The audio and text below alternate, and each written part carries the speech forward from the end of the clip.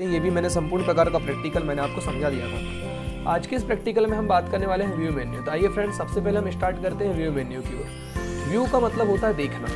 View menu का पूरा नाम क्या होगा? व्यू का मतलब होता है देखना, यानी आप अपने एक्सेल में किस प्रकार से अपनी फाइलों को देखेंगे, किस प्रकार से आप अपनी फाइलों में एक्सेल का उपयोग करेंगे, वो होता है आपका एक्सेल। एक्सेल में किसी चीज़ को देखना या फिर एक्सेल को देखना ही क्या कहलाता है? व्यू मेन्यू का पूरा काम होता है। और किन चीज़ों को देखना है, किन चीज़ों को नहीं देखना है, ये सब निर्धारित हम लोग किसकी सहायता से करते हैं? तो एक्सेल में व्यू मेन्यू की सहायता से करते हैं। तो फ्रेंड्स, सबसे पहले यहाँ पर आपका दिया हुआ देख सकते हैं, मैं इसको आपको जूम करके दिखाता हूँ। तो आप यहाँ पर देखेंगे सबसे फर्स्ट में यहाँ पर दिया हुआ है वर्कबुक व्यू। व्यू मेन्यू पर हम आ रहे हैं। उसके पश्चात चलिए एक एक ऑप्शंस के बारे में आपको बताऊंगा। पहले ऑप्शंस क्या क्या होते हैं वो मैं आपको बता देता हूँ। सबसे पहला काम होता है नॉर्मल व्यू। नॉर्मल के पश्चात होता है page break view. Page break view क्या होता है? पेज ब्रेक व्यू किस प्रकार से काम करता है, ये मैं आपको आने वाले प्रैक्टिकल में बताऊंगा। तो फ्रेंड्स, सबसे पहले हम लोग यहाँ पे बात करने वाले हैं, ये तो पेज ब्रेक व्यू हुआ आपका। पेज ब्रेक व्यू के पश्चात पहला आपका नॉर्मल व्यू हुआ। नॉर्मल व्यू के बाद होता है आपका page break view. Page break view क्या होता है? पेज ब्रेक के बाद आपका पेज लेआउट व्यू होता है। उसके पश्चात कस्टम व्यू होता है। तो यहाँ पर हम लोग देखेंगे, फिर यहाँ पे शो का ऑप्शन है, लेकिन यहाँ वर्कबुक आपका दिया हुआ है। मतलब वर्कबुक का मतलब क्या होगा? इस वर्कबुक में रिलेटेड जो व्यूज हैं उनको हम लोग बोलेंगे वर्कबुक के व्यू, यानी ये वर्कबुक व्यू कहलाएंगे। दूसरा होता है आपका शो।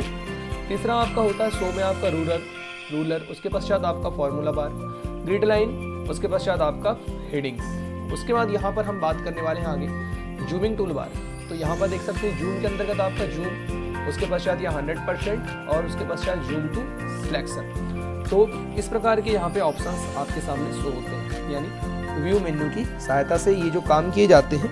तो व्यू मेन्यू के सारे विकल्प यहाँ पर एक एक करके सारे ऑप्शंस यहाँ पे मैं आपको बताने वाला हूँ।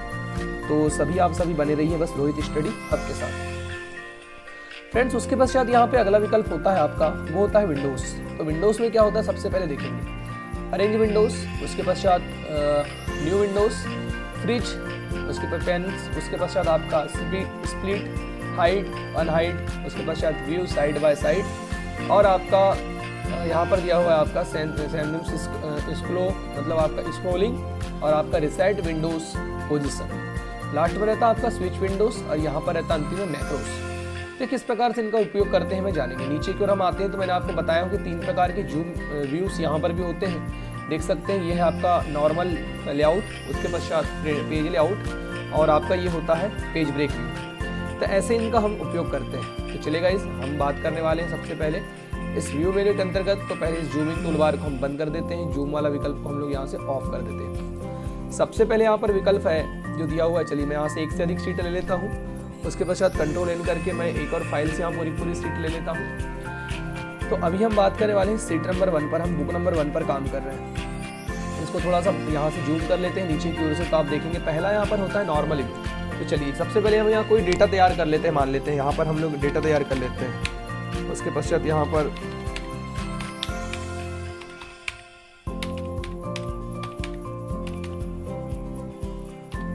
चलिए मैंने यहाँ पर मान लीजिए नेम,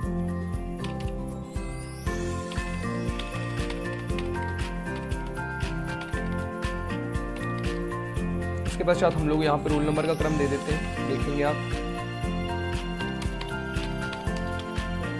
तो इसको ड्रैग करके हम लोग यहाँ पर खींच लेते हैं, इनके नंबरिंग कर देते हैं।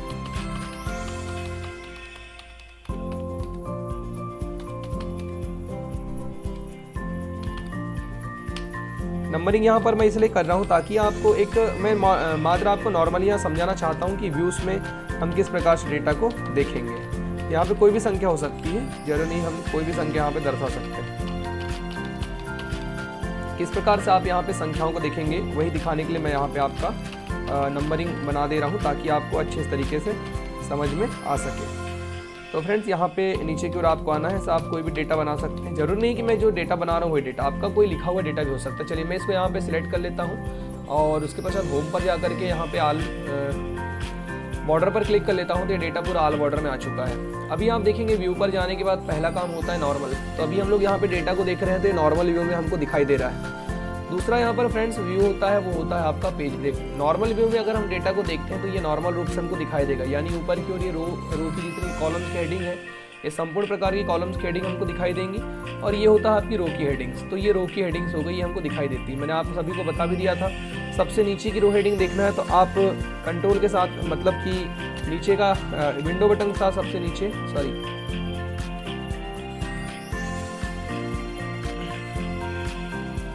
कंट्रोल के साथ आप डाउन एरो प्रेस कीजिए, जिससे आपको यहाँ पर देख सकते हैं 10,48,576 नंबर के रो पर हम लोग आ चुके हैं। तो इस प्रकार से यहाँ से आप क्या कर सकते हैं, पूरा का पूरा देख सकते हैं अपने जितने आपके पास रो पाए जाते हैं। तो लास्ट का जो रो है उसको आपको अगर देखना है तो उसके लिए हम किसका यूज़ करते हैं, तो उसके लिए हम लोग उपयोग करने वाले हैं फ्रेंड्स, उसके लिए उपयोग होता है आपका, हमारे पास कंट्रोल के साथ डाउन एरो मूवमेंट का उपयोग किया जाता है।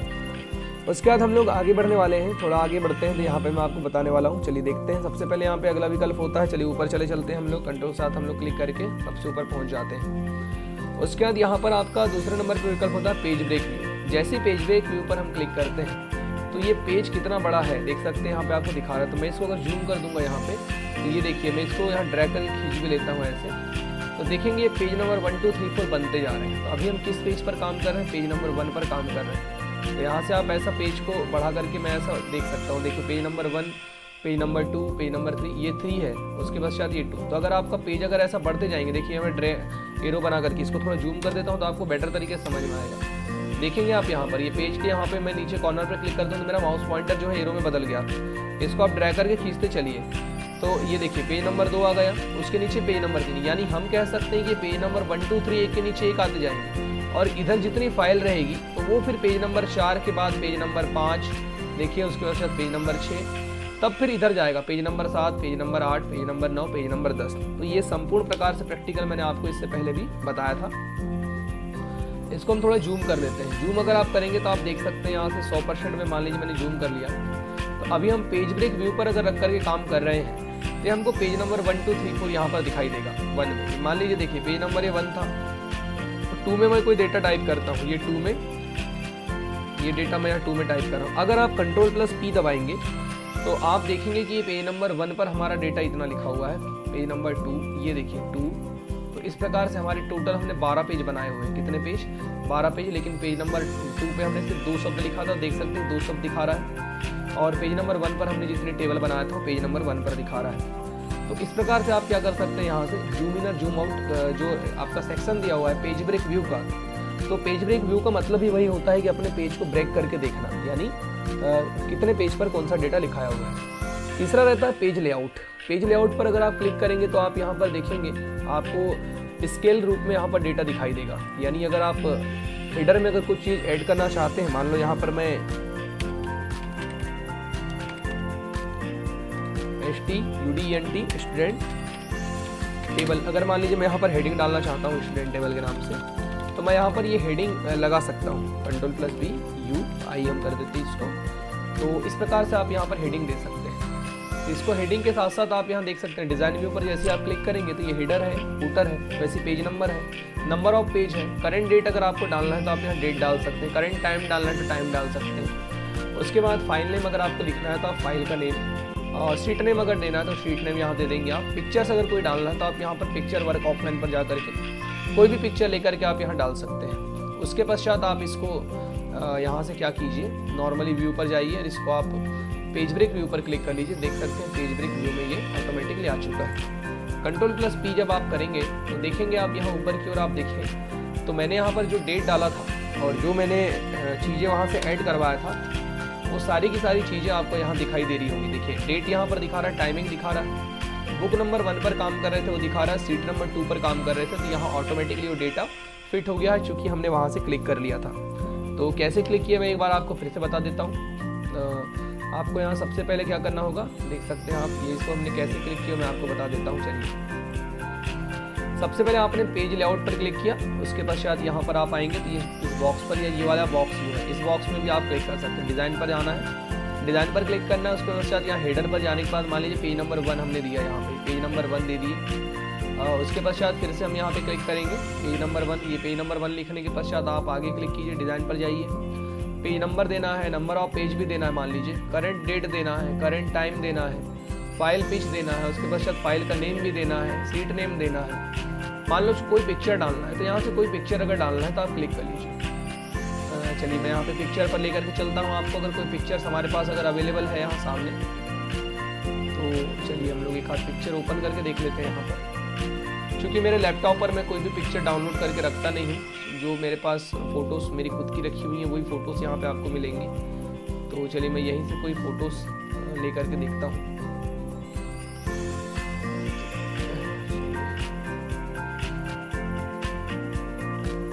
दोस्तों अगर आप सभी को वीडियो अच्छा लग रहा होगा तो प्लीज़ वीडियो को लाइक ज़रूर कर दीजिए, ताकि मैं ऐसी इंटरेस्टिंग वीडियो आप सभी लोगों के लिए बना करके ला सकूं। चलिए मैं यहाँ से ये फ़ोटोज़ जो है क्लिक करके इंसर्ट कर लेता हूँ। तो ये पिक्चर यहाँ पर आ चुकी है, देखिए। अभी इसको ये हमको पिक्चर यहाँ दिखाई नहीं दे रही, बस यहाँ पर सबका एड्रेस आएगा हमारे सामने। उसके बाद आप इसको क्या कीजिए, यहाँ से आप क्लिक कर लेंगे व्यू पर, व्यू मेन्यू पर जाइए और इसको नॉर्मल क्लिक कर लीजिए। तो नॉर्मल में कुछ भी चीज़ शो नहीं होगी, लेकिन जैसे आप इसको कंट्रोल P दबाएंगे तो आप देखेंगे कि मैंने जो पिक्चर ऐड करवाया था पिक्चर भी यहाँ पर आपको दिखाई दे रही है और ये टेबल भी यहाँ पर आपको दिखाई दे रहा है। इस प्रकार से आप यहाँ से क्या कर सकते हैं, पूरा का पूरा चीज़ों को सेट कर सकते हैं। तो दोनों चीज़ों को आपको याद रखना, भूलना नहीं है। उसके बाद होता है आपका कस्टम व्यू। कस्टम व्यू पर क्लिक करके अगर मान लीजिए आप किसी चीज़ को देखना है, मान लो किसी एक चीज़ को अगर देखना चाहते हैं तो ऐड पर क्लिक करेंगे। उसके पश्चात यहाँ पर कोई अगर नेम लिखना चाहेंगे, मान लीजिए मैं अगर टाइप करके देखता हूँ रोहित, ओके करूँगा तो कस्टम व्यू पर जाने के पश्चात आप कोई फाइल को, जैसे बुक नंबर 1 है, बुक नंबर 2 अगर कोई है, चलिए देखते हैं। कस्टम व्यू का मतलब होता है किसी एक चीज़ को देखने के लिए होता है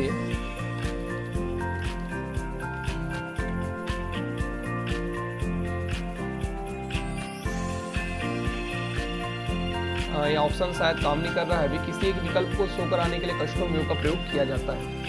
उसके बाद फ्रेंड्स यहाँ ग्रिड लाइन होती है। ग्रिड लाइन पर अगर हम लोग क्लिक कर देंगे तो ग्रिड लाइन ऑटोमेटिकली डली हुई रहती है। रूलर यानी कि हाथ से ऑटोमेटिकली सेट रहते हैं। उसके बाद होता है आपका फार्मूला बार। फार्मूला बार अगर हम लोग ऑन रखेंगे तो फार्मूला बार हमको दिखाई देगा, और फार्मूला बार अगर हम लोग बंद कर देंगे तो फार्मूला बार यहाँ से क्या हो जाएगा, बंद हो जाएगा। तो इस चीज़ का आपको ध्यान देना है। उसके पश्चात आपका हेडिंग्स। हेडिंग्स यहाँ पर देखिए, हेडिंग्स का मतलब रो और कॉलम की हेडिंग्स, यानी रो की हेडिंग जिसको हम लोग 1 2 3 4 के रूप में दर्शाते हैं, और कॉलम की हेडिंग जिसको हम लोग अल्फ़ाबेटिकल नंबर में दर्शाते हैं। तो हेडिंग्स को अगर हमको दिखाना है तो उसके लिए हम लोग शो हेडिंग्स का उपयोग करेंगे, और अगर हमको नहीं दिखाना है तो हम लोग हेडिंग्स बंद कर देंगे। तो हेडिंग्स यहाँ से बंद हो जाएंगी। हेडिंग्स पर क्लिक करना है तो ऑटोमेटिकली हेडिंग दिखना आपको प्रारंभ हो जाएगा।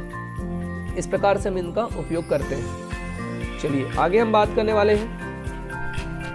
चलिए नेक्स्ट यहाँ पर हम बढ़ते हैं। सबसे पहले अगला विकल्प जो होता है, तो अभी मैंने आपको 3 प्रकार की व्यू बताया, मतलब नॉर्मल व्यू बताया, पेज ब्रेक व्यू बताया, उसके पश्चात पेज ब्रेक प्रीव्यू बताया, पेज लेआउट बताया। तो ये सारे ऑप्शंस आपको क्लियरली कंपलसरी रूप से क्या होना चाहिए, बनना चाहिए। इस बात को विशेष ध्यान रखिएगा। चलिए दोस्तों हम थोड़ा आगे बढ़ते हैं यहाँ पर।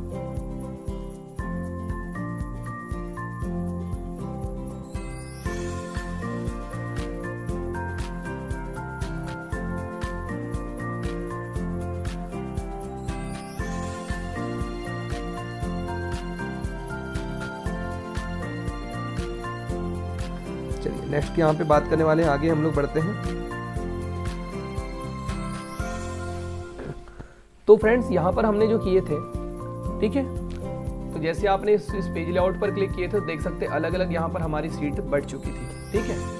तो एक्सेल का अगर इस प्रकार का अगर आपको व्यू नजर आएगा तो ये क्या हो जाएगा, आपका पेज लेआउट, ठीक है। और अगर आप नॉर्मल अगर आप इसको कर देंगे तो इस प्रकार के आपको कोई भी पेज नजर नहीं आएंगे। चलिए मैं इसको अगर कॉपी कर लेता हूँ, इसको पेस्ट करके चलूँगा।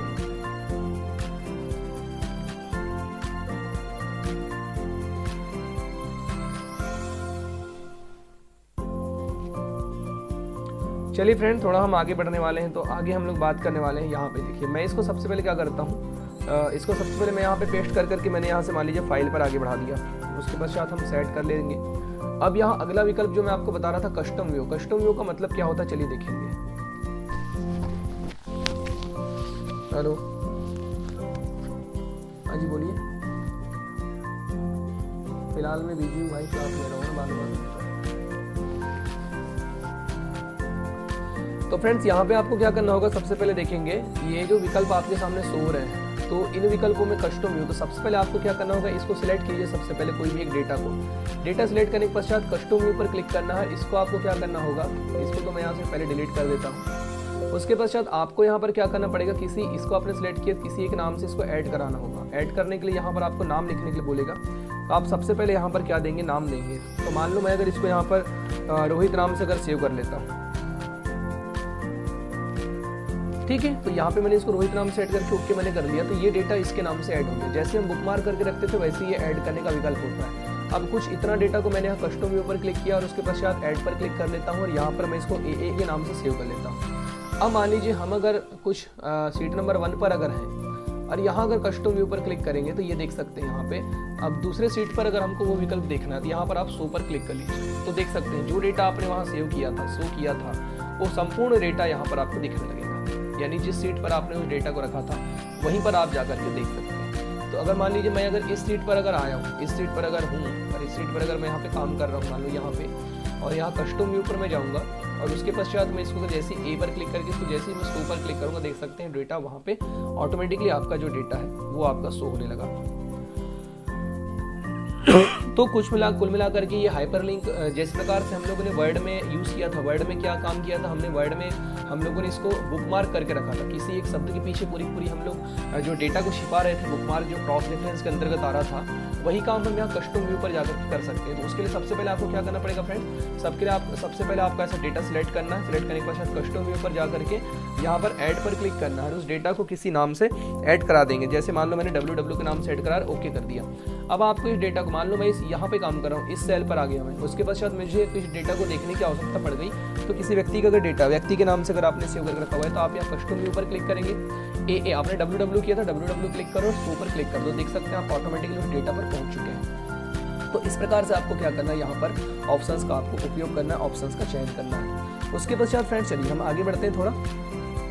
तो सिलेक्शन हम लोग कर सकते हैं, तो यहाँ पे आप इसका प्रयोग कर सकते हैं। तो रोअर कॉलम्स का पूरा प्रयोग हम किस प्रकार से करते हैं उसको आपको बिल्कुल बेसिकली तरीके से याद रखना है। इंपॉर्टेंट डेटा आपका दिख रहा है। उसके पश्चात फ्रेंड्स यहाँ पर आपका अगला विकल्प जो होता है, चलिए मैं यहाँ पे इसको पेज लेआउट व्यू पर क्लिक कर देता हूँ। तो अब आप देखेंगे तो अब यहाँ पर जैसे रूलर्स आपका ऑन नहीं हो रहा था, तो अब यहाँ आपने क्या किया, अब पेज लेआउट पर क्लिक कर दिया। अब आप रूलर को अगर बंद कर देंगे, देख सकते हैं रूलर दिखना बंद हो जाएंगे। तो रूलर का मतलब ये देखिए, मैं अगर रूलर बंद कर दूंगा, देख सकते हैं रूलर ऑटोमेटिकली बंद हो चुके हैं। रूलर ऑन करूंगा तो फिर से यहाँ पे आपके रूलर आ जाएंगे, देख सकते हैं। यहाँ से मैं इसको सेट कर लूंगा। तो ये रूलर्स के लिए होते हैं। तो रूलर्स अगर ग्रिड लाइन पर क्लिक करेंगे, ग्रिड लाइन भी बंद हो जाएंगे। देखिए ग्रिड लाइन आ रही है, जा रही है, आ रही है, जा रही है। इस प्रकार से अगर आप ग्रिड लाइन देखना चाहते हैं, देखिए ग्रिड लाइन है, तो इनको अगर बंद कर दूंगा तो ग्रिड लाइन बंद हो जाएगी। और उसके बाद रूलर बंद करूंगा, रूलर चालू, रूलर बंद। तो इस प्रकार से आप काम कर सकते हैं। फॉर्मूला बार तो मैंने आपको बताया, उसके पश्चात हेडिंग यानी रोअर कॉलम्स को दिखाना मतलब कि बंद करना है, तो आप वो पूरा का पूरा काम यहाँ से आप कर सकते हैं। तो दोस्तों यहाँ पे आपको प्रैक्टिकल समझ में आ रहा है या नहीं। तो कुल मिलाकर के ग्रिड लाइन क्या होती है, तो यहाँ पे आपको बिल्कुल याद रखना। जैसे ये ग्रिड लाइन है, ग्रिड लाइन का मतलब क्या होता है, ये जो आपके पास ये जो ग्रिड लाइन दी हुई है, ये है सब ग्रिड लाइन। ग्रिड लाइन अगर बंद कर देंगे, देख सकते हैं सारे की सारी ग्रिड लाइन यहाँ से बंद हो चुकी है। कहने का मतलब ये है कि पूरी जितनी ग्रिड लाइन थी वो यहाँ से बंद हो गई। अभी ग्रिड लाइन यहाँ से बंद हो चुकी है, मतलब ये देखिए जो हमने यहाँ डेटा बनाया था वो बस शो हो रहे हैं। उसके पश्चात ये जितना भी डेटा आपने बनाया है, जिस डेटा आपने यहाँ पर ऑटोमेटिकली यानी टेबल पर क्लिक कर दिया है, टेबल बना दिया है, तो वही डेटा आपका ग्रिड लाइन शो हो रही, बाकी सारी ग्रिड लाइन यहाँ से बंद हो चुकी है, यानी ग्रिड लाइन आपकी नहीं दिखाई दे रही है। तो इसका सीधा सा मतलब ये है कि ग्रिड लाइन जो होते हैं ये रोअर कॉलम्स होते हैं। तो देखेंगे यहाँ पे अभी रोअर कॉलम चालू करवा तो ग्रिड लाइन को आप ऑन कर लीजिए, ठीक है। ये सिर्फ हाइड हो जाते हैं, कुल मिलाकर के डिलीट नहीं होते, इस बात को भी आपको याद रखना है। ये सिर्फ क्या हो जाते हैं, हाइड हो जाते हैं उस काम को करते समय। तो ये दोनों चीज़ों का आपको याद रखना है।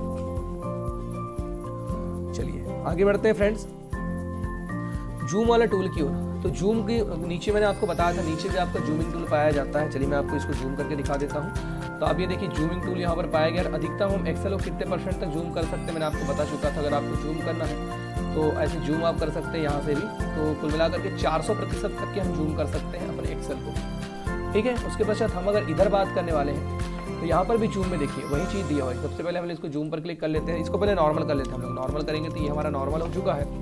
अब पहला यहाँ पर विकल्प शो हो रहा है, देखिए यहाँ पर आप देख सकते हैं।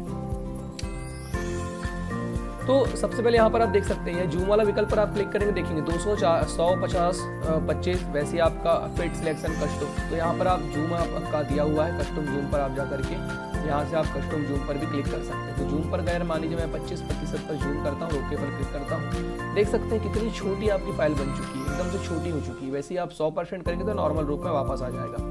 ऐसे ही जूम पर आप क्लिक करेंगे, कस्टम जूम पर क्लिक करके आप यहाँ से कम या ज़्यादा करके इसको देख सकते हैं। जैसे मैं 20 कर दिया तो 20 में जूम बहुत ही छोटा हो गया। अब नीचे से भी यहाँ से भी जूमिंग टूल बार जो नीचे की ओर है, इस जूमिंग टूल बार की सहायता से इस प्लस पर क्लिक कर करके भी अपने मतलब डेटा को आप जूम कर सकते हैं, यानी कि डेटा बढ़ा सकते हैं। इस चीज़ को आपको ध्यान देना है, भूलना नहीं है। उसके बाद यहाँ पर आपका नेक्स्ट विकल्प होता है फ्रेंड्स जूम, ठीक है। अब मान लीजिए ऐसा होता है कभी कभी कि हमने अगर जूम मान लो 200% तक हमने अगर जूम कर दिया है, ठीक है, हमने बहुत ज़्यादा जूम कर दिया है, और मतलब मान लीजिए अगर कभी कभी अगर कम जूम कर दिया है, तो ऐसी सिचुएशन में हमको क्या करना होगा। ऐसी सिचुएशन में सबसे महत्वपूर्ण हमारा साधन से हो जाता है कि हम लोग क्या करें। सबसे पहले तो हमने जो डेटा किया था उसको हम लोग नॉर्मल 100% कर देंगे। तो 100% में अगर हम लोग आ जाएंगे तो जो हमारा डेटा है वो नॉर्मली आपको 100% में लिखा हुआ नजर आएगा। उसके बाद होता है फ्रेंड्स यहाँ पे व्यू पर जाएंगे आप, तो अगला विकल्प होता है zoom to selection. Zoom to selection का मतलब होता है आपका कि किसी भी विकल्प को सिलेक्ट करने के लिए, ठीक है। चलिए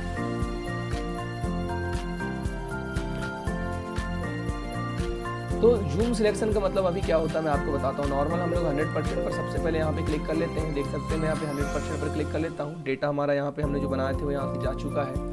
तो यहाँ पे सबसे पहले हम लोग डेटा बना लेते हैं, एक नॉर्मल सा डेटा।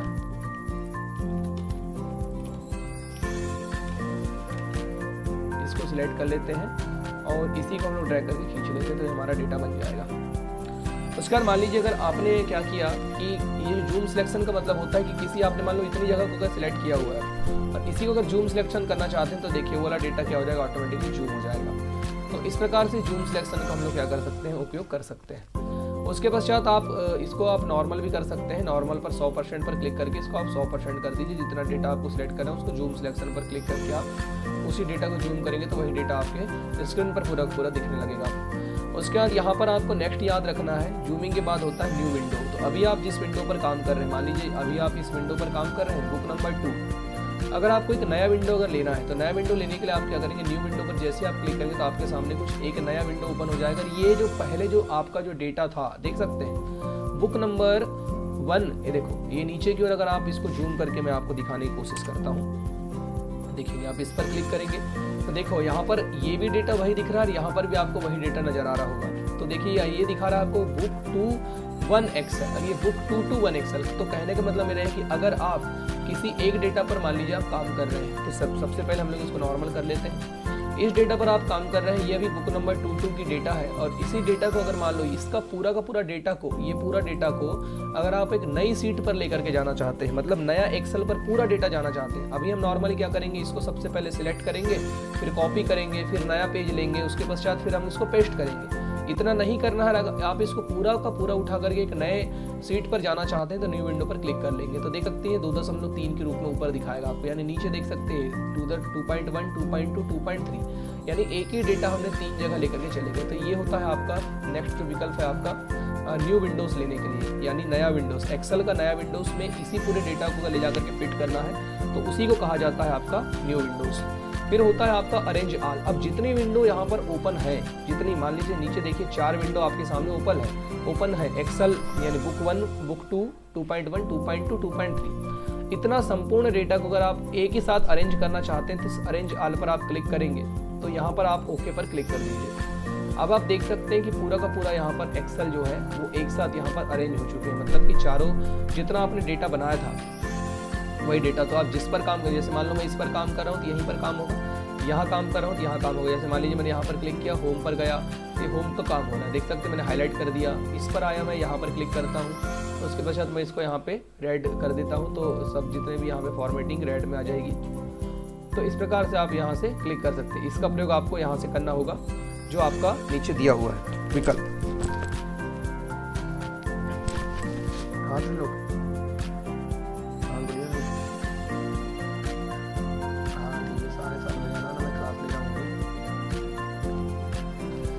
तो फ्रेंड्स यहाँ पे आपको क्या करना है, इस विंडो पर मान लीजिए आप आए, होम पर आप क्लिक करेंगे और यहाँ पर आप क्लिक कर लीजिए तो देखिए ये रेड हो गया। वैसे ही आप यहाँ पर क्लिक करेंगे, यहाँ पर क्लिक करके भी आप वही काम कर सकते हैं, होम पर जा करके वैसे ही यहाँ काम कर सकते हैं। अब आप इसको अगर आपको बंद करना है तो आप यहाँ पर व्यू मेन्यू पर क्लिक करेंगे, व्यू मेन्यू पर जाइए और अरेंज ऑल जैसे था उसको आप यहाँ पर नॉर्मल पर क्लिक कर लीजिएगा। देख सकते हैं नॉर्मल यहाँ पर मतलब कि एक एक विंडो से यहाँ से आप अगर क्लोज करना चाहेंगे तो विंडो के यहाँ से आप मिनिमाइज कर लीजिए, किसी एक को आप मैक्सिमाइज कर लीजिए। फिर से अगर आपको अरेंज ऑल करना है, मान लो यहाँ से फिर से मान लीजिए मैंने यहाँ से न्यू विंडो लिया। सबसे पहले देखिए मैंने आपको एक चीज़ बता रहा था, थोड़ा सा कंफ्यूज हो गया। न्यू विंडोज़ पर क्लिक किया हमने तो एक नई विंडो आ गई। अभी कितनी विंडो हमारे पास? 3 विंडो। व्यू पर जाना है, अरेंज ऑल पर क्लिक करना है, तो यहाँ पर आप देख सकते हैं ओके करेंगे तो 3 विंडोज आपके सामने, 2 विंडो ओपन हो चुकी है। अब जिस विंडो को आपको मतलब कि ऊपर लाना है उसको आप मैक्सिमाइज यहाँ ऊपर से कर दीजिए, तो वही विंडो क्या हो जाएगी? मैक्सिमाइज हो जाएगी। इसको आप जैसे यहाँ पे मिनिमाइज करेंगे देख सकते हैं दूसरी विंडो ओपन है, इसको भी आप मिनिमाइज कर सकते हैं। तो इस प्रकार से आप पूरा का पूरा अपना विंडोज़ को ला सकते हैं, देख सकते हैं। ये होता है अरेंज ऑल। उसके बाद फ्रेंड्स नेक्स्ट यहाँ पर विकल्प होता है, वो होता है आपका अरेंज ऑल का, तो समझ में आ गया होगा, फ्रीज पेन्स। तो यहाँ पे आपका freeze top row, freeze top columns क्या होते हैं ये मैं आपको चलिए इस वीडियो के माध्यम से आगे बताता हूँ।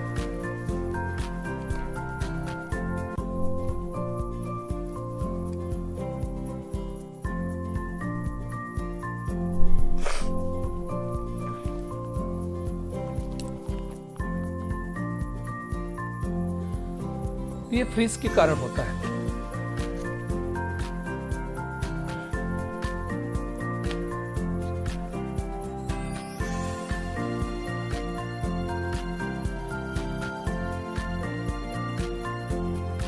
तो आप देखेंगे सबसे पहले इस फ्रीज कॉलम क्या होता है इसको समझने के लिए आवश्यक है। तो सबसे पहले मान लो हम क्या करेंगे, हमारे पास अगर बहुत सारा डेटा लिखा हुआ है, मान लीजिए यही डेटा हमारे पास, चलिए इसको मैं कॉपी कर लेता हूँ कंट्रोल सी, और यहीं से मैं इसको क्या कर देता हूँ कंट्रोल प्लस वी, सॉरी सबसे पहले मैं इसको यहाँ से क्लिक करके कंट्रोल सी कर लेता हूँ और यहीं पर क्लिक करके इसको कंट्रोल वी कर लेता हूँ। अब आप देखेंगे ये जो होता है आपका फ्रीज पैनल, तो जहाँ पे मान लो ये हमारा क्लिक है, ये सबसे ऊपर की हमारी हेडिंग्स है, इसको हम लोग थोड़ा बोल्ड कर देते हैं कंट्रोल वी, देख सकते हैं। तो यहाँ पर आप क्लिक करें और उसके पश्चात फ्रीज के अंतर्गत जाकर के पहला अनफ्रीज पैनल यानी कि इसको अब हम लोग अगर डेटा को इधर अगर बढ़ाएंगे आगे तो आप देखेंगे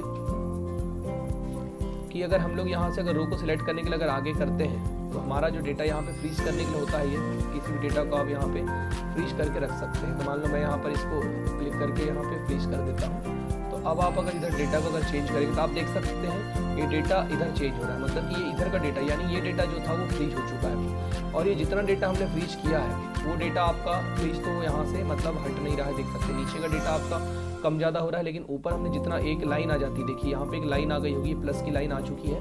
तो आप इस प्रकार से आप डेटा को यहाँ से फ्रीज कर सकते हैं। तो ये होता है आपका फ्रीज और अनफ्रीज। अब इसको अगर नॉर्मल करना है तो आप यहाँ पर जाइए, उसके पश्चात अनफ्रीज पर क्लिक कर दीजिए, देखिए लाइन हट चुकी है। सिलेक्ट करना है, सिलेक्ट करके मान लीजिए मैं यहाँ से इसको फ्रीज कर देता हूँ, तो देखेंगे लाइन आ चुकी है। लाइन आएगी तो लाइन के नीचे का डेटा जाएगा। उसी प्रकार से अब इसको अनफ्रीज करना है, यहीं पर क्लिक करके इसी पर अनफ्रीज पर क्लिक कर दीजिए। नेक्स्ट विकल्प होता है फ्रेंड्स, यहाँ पर दूसरा विकल्प होता है, वो होता है आपका freeze to top row. Top row पर अगर क्लिक करेंगे तो ऊपर की जो टॉप वाली रो है ये फ्रीज हो गई। अब आप देखेंगे नीचे हम स्क्रॉल कर रहे हैं तो ये 1 नंबर के टॉप जैसी की वैसी रहेगी, देख सकते हैं आप, वो स्थिर है। तो स्थिर का मतलब वही है कि हमने उसको क्या किया, सिर्फ टॉप रो को हमने क्या किया, स्थिर कर दिया, फ्रीज कर दिया। अब वैसे ही होता है आपका फ्रीज पर क्लिक करेंगे, यहाँ पर freeze first column, first column यहाँ पर देखेंगे आप स्थिर हो गया होगा, ये पहला कॉलम। अगर हम अब स्क्रॉल करेंगे देख सकते हैं नीचे से, तो ये जो ए नंबर का जो हमारा कॉलम था ये जैसा का वैसा नज़र आ रहा है, मतलब आपको ये डेटा आता जाता नज़र नहीं आएगा। तो ये आपका टॉप रो, मतलब कि किस प्रकार से फ्रीज कॉलम्स और फ्रीज रो का उपयोग करते हैं, ये बहुत ही इंपॉर्टेंट चीज़ थी, ये मैंने आपको बता दिया। तो इसको बिल्कुल बेसिकली तरीके से आपको याद रखना। अगर आपको फ्रेंड समझ में नहीं आ रहा होगा तो मुझे आप कमेंट करके पूछ सकते हैं, लाइव कमेंट ऑन है। फिर होता है फ्रेंड्स स्प्लिट, अगला विकल्प है, यहाँ पे इसको हम नॉर्मल कर देते हैं, ठीक है। उसके पश्चात यहाँ पर इसको भी नॉर्मल कर देते हैं, कीप चेंज रो। तो आप देखेंगे पूरा डेटा आपका एक साथ जा रहा है, लेकिन हम इसको नॉर्मल कर देते हैं। तो यहाँ पे फ्रीज पर क्लिक कर लेते हैं, एक मिनट, यहाँ क्लिक करके इसको अनफ्रीज पर क्लिक कर देते हैं। अब ये डेटा पूरा एक साथ जा रहा है, देखिए। उसके बाद फ्रेंड्स यहाँ पर होता है स्प्लिट। स्प्लिट पर क्लिक करना मतलब 2 भागों में तोड़ना। स्प्लिट पर मैंने क्लिक किया तो देखिए यहीं से सेल 2 भागों में टूट चुकी है। मतलब कि अगर आप किसी भी एक्सेल की शीट को अगर 2 भागों में तोड़ना चाहते हैं तो उसके लिए आप स्प्लिट का उपयोग करेंगे। स्प्लिट का उपयोग करने का मतलब वही है कि अपनी सेल को 2 भागों में तोड़ना। हाइड का प्रयोग करना चाहते हैं तो ये पूरा हाइड हो जाएगा, ठीक है, छिप गया। इसको फिर आप यहाँ पर क्लिक करके अनहाइड पर क्लिक करेंगे तो देखिए बुक नंबर 2 और 3 अनहाइड हो गए। तो उसको आप ओके पर क्लिक कर लो तो ऑटोमेटिकली बुक नंबर 2 और 3 आ जाएंगे। अनहाइड पर क्लिक कीजिए, बुक नंबर 2 को भी लेकर के आइए, तो देखिए बुक नंबर 2 भी यहाँ पर आ चुका है। तो ये बुक नंबर 2, इसको मैं अभी मैक्सिमाइज मिनिमाइज कर देता हूँ। वैसे ही आप हाइड अनहाइड, अगर किसी इसको मान लीजिए बुक नंबर 2 है, इसको अगर आप हाइड करना चाहते थे हाइड हो जाएगा। अब ये दूसरे बुक पर आप जब आएंगे इसको आपको अनहाइड करना पड़ेगा, तो ऑटोमेटिकली बुक नंबर 2 जो हाइड हुआ था वो अनहाइड हो जाएगा। तो इस प्रकार से आप उनको दिखा सकते हैं, छिपा सकते हैं। स्प्लिट को बंद करना है तो आप स्प्लिट को बंद कर दीजिए। स्प्लिट करने का मतलब होता है अपनी सीट को या फिर अपने पेज को 2 भागों में बांटना। तो मैंने आपको वर्ड में भी इसका प्रैक्टिकल बताया था कि अपनी सीट या अपने पेज को कैसे 2 भागों में बांटते हैं और किस प्रकार से इसका उपयोग किया जाता है, ये मैंने आपको नॉर्मली यहाँ पे बता दिया। गाइज अगर आपको समझ में नहीं आ रहा होगा तो मुझे कमेंट करके आप पूछ सकते हैं। वीडियो अगर ये जानकारी अगर आपको अच्छी लग रही होगी तो प्लीज़ वीडियो को एक लाइक जरूर करिएगा और अपने दोस्तों के साथ शेयर जरूर करिएगा। चलिए नेक्स्ट यहाँ पे मैं आपको बताने वाला हूँ, वो होता है आपका व्यू साइड बाय साइड। ठीक है, तो व्यू साइड बाय साइड का मतलब बुक 1 2 3 1 पर हम क्लिक करेंगे। देखिए 1 2, देखिए 1 के बाद यहाँ पर आ गया 2। तो इस प्रकार से साइड बाय साइड का प्रयोग करके आप अपने विंडोज़ में चीज़ों को देख सकते हैं। ठीक है, उसके बाद क्या देख सकते हैं यहाँ पर रिसेट विंडोज़ पोजीशन पर क्लिक करूँगा मैं, या फिर आपका ये दोनों विकल्प होते हैं। व्यू साइड बाय साइड को आप ऑफ कर दीजिए तो ऑटोमेटिकली यहाँ पर डेटा हट जाएगा। तो दोनों यहाँ पर विकल्प होते हैं, इनका आपको चयन करना है। चलिए आगे यहाँ पे बढ़ते हैं फ्रेंड्स।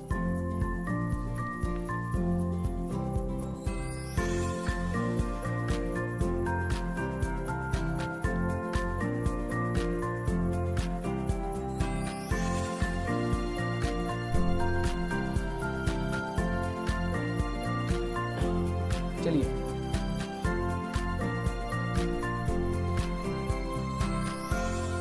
तो फ्रेंड्स यहाँ पर आपके पास विकल्प है। देखिए मैं यहाँ पे व्यू साइड बाय साइड कर देता हूँ, इसको ओके कर देता हूँ तो ये ऑटोमेटिकली आपके पास देखिए ये हो चुका है। अब आप इसको अगर क्लिक करें, देखिए मैं यहाँ पर अभी स्क्रॉल कर रहा हूँ तो दोनों एक साथ स्क्रॉल हो रहे हैं। अभी आपको समझ में आ रहा होगा, तो दोनों एक साथ स्क्रॉल हो रहे हैं, मतलब ऊपर वाला भी और ये देखिए नीचे पर मैं क्लिक कर रहा हूँ तो अभी नीचे वाला भी स्क्रॉल हो रहा है, ऊपर वाला भी स्क्रॉल हो रहा है। तो अभी आप क्या करना है, ये देखिए ये अगर ऑप्शंस आपका बंद है तो फिर अब आप जिसको स्क्रॉल करेंगे वही, लेकिन आप ये ऑप्शंस भी चालू कर दीजिए रिसेट ऑप्शन। तो यहाँ पर आप एक एक से इसको स्क्रॉल कर पाएंगे। जो जिसको आपको स्क्रॉल करना है आप उसी को स्क्रॉल कर रहे हैं और यहाँ से आप जिसको स्क्रॉल करना चाहेंगे आप उसी को स्क्रॉल करेंगे। इनको आप बंद कर दीजिए तो ऑटोमेटिकली यहाँ पर ऑन हो जाएगा। इसको व्यू साइड बाय साइड को बंद कर देंगे तो हमको सिर्फ सिंगल डेटा यहाँ शो होगा। उसके बाद होता है फ्रेंड्स अंतिम में स्विच विंडो। स्विच विंडो पर क्लिक करके मान लो देखिए हमारे पास अभी 4 विंडोज पर काम कर रहे हैं हम लोग। बुक नंबर 2.1, 2.2, 2.3 और बुक 1 है। जिस विंडो को आपको ओपन करना है आप उसको ला सकते हैं सामने। देखिए मैं यहाँ से स्विच विंडो पर क्लिक करते जाइए और देखेंगे आप अगर 2 को देखना है तो आप 2 को ला लीजिए, 3 देखना है 3 को ला लीजिए, 1 पर जाना है 1 पर चले जाइए। तो यहाँ से हम स्विच विंडो करके एक से अधिक विंडो को एक साथ देख सकते हैं। उसके बाद फ्रेंड्स सबसे मेन विकल्प होता है मैक्रोस। मैक्रोस क्या होता है मैंने आपको बता चुका हूँ, फिर भी चलिए मैक्रोस मैं आपको बता देता हूँ कि किसी भी चीज़ को रिकॉर्डिंग करना मैक्रोस करना कहलाता है। यानी जब भी हम अगर कोई डेटा अगर रिकॉर्ड करते हैं, कोई डेटा रिकॉर्ड करने का मतलब क्या होता है फ्रेंड्स, कोई डेटा का मतलब कोई अगर जैसे हम लोग किसी अपने सिस्टम को किसी को दे रहे हैं तो अगर हम चाहते हैं कि वो डेटा में वो क्या कर रहा है सिस्टम पर, वो पूरा चीज़ अगर हम रिकॉर्ड करेंगे तो वही रिकॉर्ड करने की जो प्रोसेसिंग होती है वो कहलाती है आपकी मैक्रोस। क्या कहलाती है? मैक्रो कहलाती है। तो मैक्रो होता है, यहाँ पे क्लिक करेंगे और उसके पश्चात रिकॉर्ड मैक्रो पर, ये व्यू मैक्रो पर जाएंगे तो हमारे पास अभी कोई भी मैक्रो अवेलेबल नहीं है। तो मान लीजिए चलिए मैं यहाँ पर नई सीट ले लेता हूँ और नई सीट में मैं कोई डेटा रिकॉर्ड करता हूँ। तो यहाँ मैक्रोस पर क्लिक करूँगा, रिकॉर्ड मैक्रोस पर क्लिक करूँगा तो हमसे पूछता है किस नाम से सेव करना है। तो मैंने मैक्रोस 1 पर क्लिक किया और उसके बाद इसको मैं ओके करूँगा।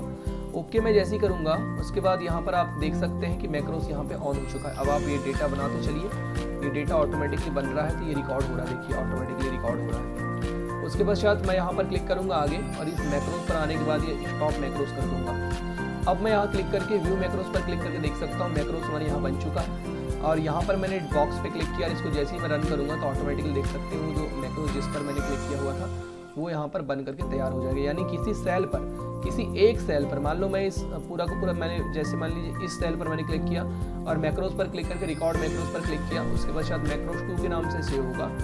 और उसके बाद यहाँ पे कंट्रोल प्लस मान लो मैं इसकी शॉर्टकट की दे देता हूँ 1, तो कंट्रोल 1 मैंने क्लिक कर लिया और इसको ओके कर देता हूँ। ठीक है, शॉर्टकट की सॉरी लेटर बोल रहा है तो मैं ए कर देता हूँ, कंट्रोल प्लस ए, ओके मैं कर देता हूँ। अब यहाँ पे हमने मैक्रोस को कर दिया ऑन। अब आप यहाँ पे कोई भी डेटा भरते चलेंगे, ये पूरा डेटा आपका भर के हो गया। अब मैं कंट्रोल अगर 1 दबाऊंगा तो अभी तो यहाँ पर मैं सबसे पहले इसको क्या कर देता हूँ, जैसे मान लीजिए कंट्रोल ए मैं अगर दबा रहा हूँ यहाँ पे, सॉरी ऑन नहीं हो रहा है। व्यू मैक्रोस पर जाएंगे, मैक्रोस नंबर 2 ये दिया हुआ है, इसको हम लोग क्या कर देंगे रन। तो जहाँ पर आप इसको क्लिक करके व्यू पर जाएंगे या फिर जैसे आपने क्लिक किया हुआ है व्यू मैक्रोस पर, मैक्रोस 2 है आपका, इसको जैसे आप रन कराएंगे तो ऑटोमेटिकली मैक्रोस रन होता है। यहाँ पे नहीं रहा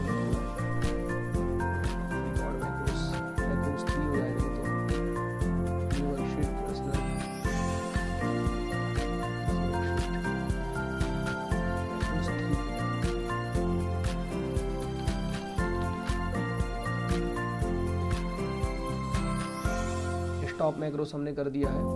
उसके पश्चात यहाँ पे हम क्लिक कर लेते हैं, व्यू मैक्रोस पर गए और मैक्रोस क्रमांक 3 है, इसको हम लोग रन करा देते हैं। तो आप देख सकते हैं जो मैंने मैक्रोस यहाँ पर रन कराया था वो यहाँ पर ऑटोमेटिकली आ गया। तो हम कह सकते हैं मैक्रोस का मतलब ही होता है कि किसी भी चीज़ को रिकॉर्ड करना, यानी कि जब हम यूज़र कोई काम करता है तो काम करते करते अगर उस डेटा को पूरा रिकॉर्ड करना चाहता है तो वही कहलाता है आपका रिकॉर्ड मैक्रोस, यानी किसी डेटा को रिकॉर्ड करना।